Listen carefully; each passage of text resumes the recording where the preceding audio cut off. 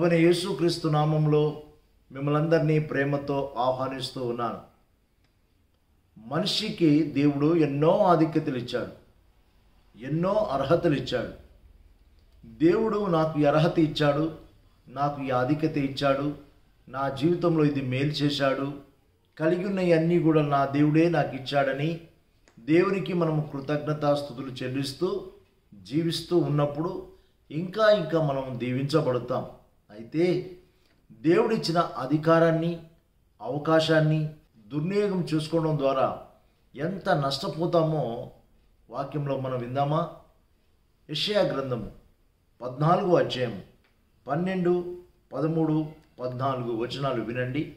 తేజో నక్షత్రమా, వేకువ చుక్క, నీవు ఎట్లు ఆకాశము నుండి పడితివి? జనములను పడగొట్టిన నీవు నేలమట్టు వరకు ఎట్లా నరకబడితివి?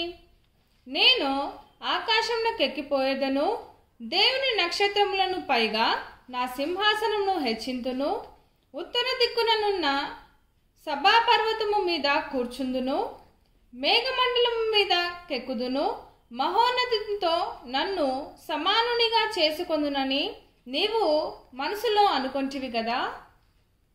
ఈ మాటలు లూసిఫర్ గురించి వ్రాయబడింది. దేవుడిచ్చిన ఆధిక్యతను, అర్హతను దుర్వినియోగం చేసుకుంటూ జీవించేవారు ఉంటారు. పరలోక రాజ్యంలో దేవుడు తన కార్యనిర్వహణ కొరకు దేవాతి దేవుడు కొంతమంది దూతలను ఆ దూతల సమూహంలో నుండి నాయకులను ఏర్పాటు చేశాడు. వారు పరలోకంలో, భూలోకంలో వారి వారి బాధ్యతలను నిర్వర్తించాలనేది దేవుని యొక్క ఉద్దేశము. దేవుడు ఏర్పాటు చేశాడు. అందులో నుండి ముగ్గురిని దేవుడు ఏర్పాటు చేసుకున్నాడు.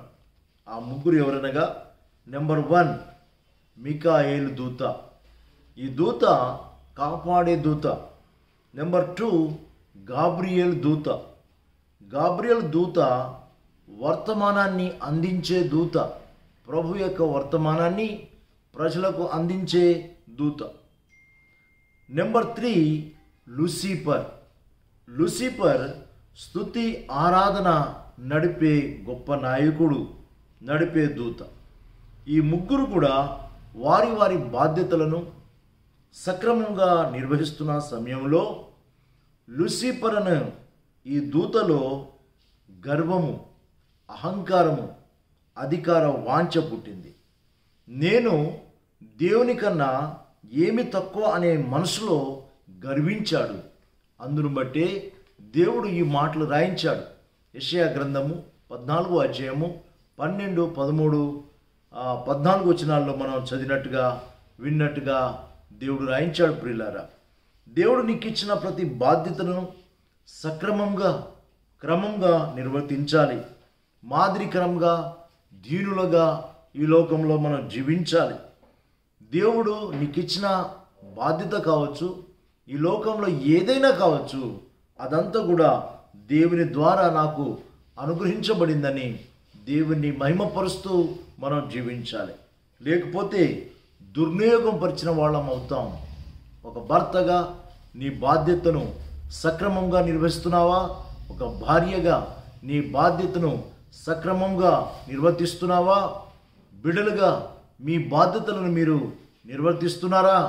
అధికారులుగా మీ యొక్క బాధ్యతలను సక్రమంగా నిర్వర్తిస్తున్నారా? లేక దుర్వినియోగం చేస్తున్నారా? దేవుడు నీకు ఇచ్చిన ఏదైనా కావచ్చు, అది అందమే కావచ్చు, చదువే కావచ్చు, జ్ఞానమే కావచ్చు, వనరులే కావచ్చు, ఆర్థికపరమైన దీవెనలే కావచ్చు, అన్నీ కూడా సక్రమంగా దేవుని మహిమార్థమై దాన్ని మనము నిర్వర్తిస్తూ ఉండాలి. ప్రతి వాటిని బట్టి దేవుడికి మనము లెక్క అప్పగించవలసిన వారమై ఉన్నాం. లేకుంటే దుర్వినియోగం చేస్తే మనము అధోగతికి వెళుతాం. లూసిఫర్ పరలోకం నుండి త్రోయబడ్డాడు. సాతానుడుగా సంచరిస్తూ అనేక మందిని సాతానుడు తన వైపుకు నడిపిస్తూ ఉన్నాడు. ఓ ప్రియమైన దేవుని బిడ్డలారా, దేవుడు నీకు ఇచ్చిన బాధ్యత దేవుని ద్వారా కలిగిందని దేవుణ్ణి హెచ్చించు. ఆ బాధ్యతను పవిత్రంగా పరిశుద్ధంగా నిర్వర్తించడం ద్వారా దీవించబడతావు. అలాంటి దీవెన పరిశుద్ధాత్మ దేవుడు వాక్యం వింటున్న మనకు దయచేయునుగాక. దైవ ఆశీస్సులు. God bless you. ప్రార్థన చేసుకుందాం.